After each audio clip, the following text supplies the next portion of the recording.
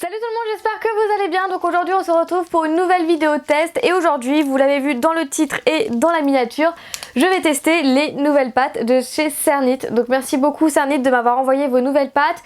Donc il y a des pâtes métalliques, transparentes et des pâtes normales, basiques, qui ne changent pas de couleur ou autre, sans effet. Voilà, j'ai hâte de tester tout ça. Donc je tiens à préciser avant de commencer ce crash test que je suis rémunérée pour cette vidéo, mais qu'évidemment ça ne changera en rien mon avis. Je garde ma libre parole. S'il y a des choses qui me plaisent, je vais vous le dire. S'il y a des choses que je n'apprécie pas, je vais vous le dire aussi.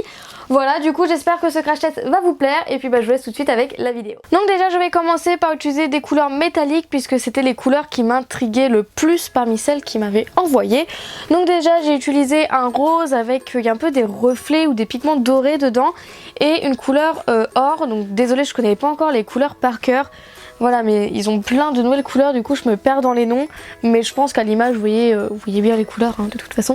Donc je vais faire des triangles et ensuite avec mon rouleau je vais les étaler parce que je vais essayer de dégrader ces deux couleurs. Donc toujours dans le même sens, le rose sur le rose, le doré sur le doré, et voilà à peu près ce que ça nous donne.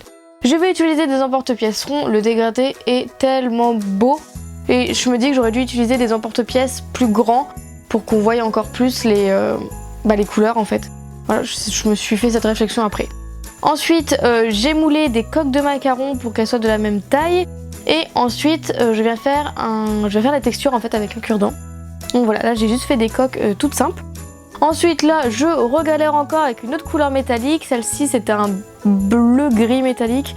Voilà, je connais pas encore les noms vraiment, désolée. Donc j'ouvre le paquet, je viens mouler ça dans un autre moule. Voilà, et ensuite je vais mouler des engrenages et des éléments d'horloge. Et je vais mettre tout ça au frigo 5 minutes pour pouvoir durcir les éléments. Et comme ça, une fois que c'est froid, je les ressors et je vais pouvoir placer mes écrous, mes boulons et tout ça sur le fond. Donc voilà, je trouvais que c'était deux couleurs qui allaient super bien ensemble. Je les trouve vraiment très jolies. Donc là, je m'applique, je fais un trou dans le support. Ensuite, j'ai décidé d'essayer une plaque de texture. Donc pour ça, je prends de la farine et je viens fariner toute la plaque de texture. C'est pour éviter que ça colle, voilà, tout simplement. Donc j'ai décidé d'utiliser le rouge métallique, toujours. Et je vais enlever tout le surplus pour garder que le motif en fait. Donc voilà, prenez votre temps, faites attention à ne pas vous couper. Et par-dessus, j'ai décidé de prendre le vert métallique pour aller au-dessus. Parce que je trouvais que ça faisait des couleurs très Noël avec des reflets dorés. Sauf que là, vous voyez que tout se déchire. Pas parce que j'ai mal fait ou que la pâte est nulle, non, absolument pas. C'est que la pâte était beaucoup trop molle pour ce genre de pratique. Ensuite du coup je me suis dit je vais essayer un cupcake. Là vous voyez que la pâte est vraiment molle, que ça ressemble vraiment à du chewing-gum. Donc j'essaie quand même tant bien de mal de les tester. Mais sinon elle se moule vraiment bien et elle marque vraiment bien les détails. Et ça c'est cool. Donc sinon je continue mon muffin. Voilà, j'ai vraiment fait un truc très simple, c'est vraiment pour tester les couleurs. Tout ce que vous voyez de blanc sur la base c'est de la farine pour pas que ça colle au moule. Là j'ai vraiment mis la dose pour pas que ça colle. Et ensuite je me suis dit on va quand même essayer des couleurs basiques, j'allais dire, mais les couleurs number one, c'est des couleurs qui ne changent pas de couleur après la cuisson. Voilà, donc j'ai utilisé un bleu pastel qui est super beau avec un peu une couleur chair, beige clair. Voilà, je trouvais que ça allait bien ensemble, du coup j'ai décidé d'essayer ces deux couleurs là. Ensuite à la cuisson, avant la cuisson, j'ai essayé cette couleur là de la coque, c'est du translucide à paillettes dorées. Je ne sais pas pourquoi ma caméra n'a pas enregistré à ce moment là, voilà, je suis dégoûtée. Et les coques au dessus c'est le rose métallique qu'on a vu au début de la vidéo. Ensuite j'ai décidé de vernir mes pièces et là on voit l'effet des pâtes métalliques, mais c'est tellement beau, on voit bien que ça brille, on voit bien tous les micas à l'intérieur, c'est trop beau, tous les pigments, enfin c'est magnifique les reflets qu'il y a dans ces pâtes. Donc là c'est la coque dégradée qu'on a fait au début de la vidéo et avec le vernis, c'est vraiment trop beau. Du coup c'est l'heure du verdict. Alors j'ai pu tester beaucoup de choses sur ces pâtes, il y a énormément de choses que j'apprécie mais aussi des petites choses que je n'apprécie pas trop. Alors je pense que je vais commencer par les choses que je n'aime pas. Voilà, il y a essentiellement deux choses que je n'aime pas dans ces pâtes, dont une qui est pas la faute de chez Cernit, pas du tout. Voilà, mais je vais vous les dire. Alors la première chose, c'est que ces pâtes sont extrêmement molles, mais elles sont nouvelles et je pense qu'elles sortent d'usine, donc c'est normal. Voilà, c'est tout à fait normal et du coup je pense qu'il va falloir que je reteste ces pâtes dans quelques semaines quand elles auront juste refroidi, voilà, quand elles auront durci. Donc je dis ça que c'est pas la faute de Cernit parce que c'est tout le temps ça, quand les pâtes polymères sortent de fabrication, elles sont toujours dans cet état, peu importe la marque, et il faut attendre quelques semaines pour les utiliser. Donc voilà, c'est vrai qu'elles ont été vraiment très molles et j'ai pas pu tester tout ce que je voulais à cause de ça. Donc je pense que d'ici quelques mois je referai une vidéo vraiment sur ça, parce que c'est vrai qu'il y a certains trucs que j'aurais aimé tester que je n'ai pas pu tellement qu'elles sont molles. Donc voilà. Et la deuxième chose que je n'aime pas, et ça c'est de la faute de Cernit, voilà, c'est juste le packaging en fait, tout simplement. Alors j'adore comment le paquet est présenté, voilà, je trouve vraiment bien.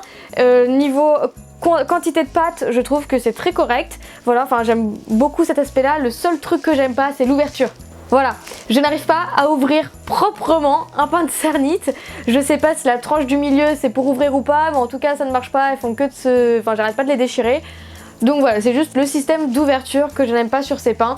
Voilà, il y a juste ça que j'apprécie pas, mais ça ne change rien à la pâte en fait, ça change rien du tout.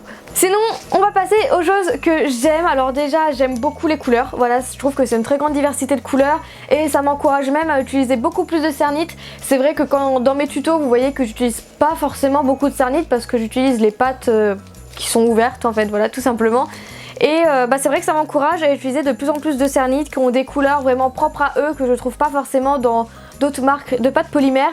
Donc voilà, j'apprécie énormément leur nouvelle gamme de couleurs. Je les trouve vraiment très jolies et elles sont vraiment très belles quoi. Ensuite, ce que j'aime beaucoup, vous l'avez vu dans les vidéos, le dégradé est magnifique. Toutes les couleurs se mélangent très bien entre elles. Voilà, j'aime beaucoup comment elles se dégradent. Je trouve ça vraiment très joli, très fluide. Donc j'aime beaucoup ça. Elles se mélangent vraiment bien ensemble. Elles se dégradent vraiment très bien ensemble. Elles sont très bien pigmentées. Elles sont voilà, vraiment très bien. Il n'y a pas une pâte qui est beaucoup plus pigmentée que l'autre. Et du coup, vous savez, dans le dégradé, ça prend toute la couleur. Par exemple, si vous avez vu ma vidéo sur le test d'action, j'ai essayé de dégrader du blanc et du marron, mais le blanc était tellement pas pigmenté que tout le marron avait pris et il n'y avait pas de dégradé. Donc dans les paquets de chez Cernit, ce n'est pas le cas, on voit très bien le dégradé, ils font vraiment un très beau dégradé que j'apprécie. Ensuite, c'est une pâte qui se moule vraiment très bien, voilà, elle se moule vraiment bien, elle prend vraiment bien les détails de mes moules et ça je trouve ça vraiment très agréable. Après j'ai eu une petite surprise sur les pâtes translucentes, donc les translucides. La pâte que j'utilisais pour les coques de macarons, en fait c'était un blanc transparent avec plein de paillettes dorées. Et à la fin en fait, quand ça finit de cuire, vous l'avez vu sur la vidéo, je sais pas, ça fait un aspect un peu... je m'attendais pas à cet aspect, c'est pas... J'apprécie l'aspect que ça fait, voilà on voit que c'est bien doré avec plein de paillettes dedans etc. Mais je le trouve pas aussi transparent que j'aurais attendu. Donc voilà, j'ai eu cette petite surprise là, après c'est pas forcément désagréable, voilà c'est une couleur quand même que j'apprécie. Ensuite sur les number one, donc sur les couleurs qui n'ont pas d'effet, qui ne changent pas en fait, elles n'ont pas bougé à la cuisson. Donc voilà, c'était vraiment nickel, elles ont bien gardé leur couleur, leur richesse de pigments, ça n'a pas déteint, ça n'a pas dégorgé, il n'y a pas une couleur qui a pris... Enfin voilà, non absolument pas, et ça c'était génial vraiment, Je tourne. Pourquoi tu rentres? Du coup je disais que les number one n'ont absolument pas changé à la cuisson, voilà, j'ai pas eu de mauvaise surprise du tout, vraiment génial. Je crois que c'est à peu près tout ce que j'ai à dire sur ces pains de Cernit, voilà, je suis vraiment... très agréablement surprise de ces pâtes, parce que comme je vous l'ai dit juste avant, c'est pas forcément des pâtes que j'ai l'habitude d'utiliser, mais ça me donne envie de les utiliser en fait de plus en plus. J'ai très envie d'utiliser de plus en plus de Cernit dans mes tutos, parce que comme j'ai dit juste avant, ils ont des couleurs vraiment propres à eux que je retrouve pas dans les autres pâtes polymères, et ça je trouve que c'est un gros plus, on va pas se le cacher quoi. Donc voilà, je pense que je vais m'arrêter ici pour cette vidéo. Alors j'aurais voulu tester beaucoup plus de trucs, mais comme je vous l'ai dit, ces pâtes, certaines pâtes sont vraiment très molles, elles viennent de sortir d'usine je pense. Du coup il va falloir que j'attende plusieurs semaines avant de les réutiliser, donc je pense vous faire d'autres vidéos, inclure ces pâtes dans des tutos etc. Enfin voilà, j'aimerais beaucoup plus les utiliser. Du coup je pense que je vais pouvoir refaire un test d'ici quelques mois. Et elles auront durci et je pourrai faire vraiment tout ce que je veux avec. En tout cas j'espère que ce crash test vous aura plu, j'espère que vous avez découvert de nouvelles pâtes. Moi je les trouve vraiment très jolies, voilà. En tout cas merci beaucoup Cernit pour votre proposition de collaboration, ça m'a vraiment beaucoup plu. Et en tout cas je vous fais plein de gros bisous, on se retrouve bientôt pour une prochaine vidéo. Salut!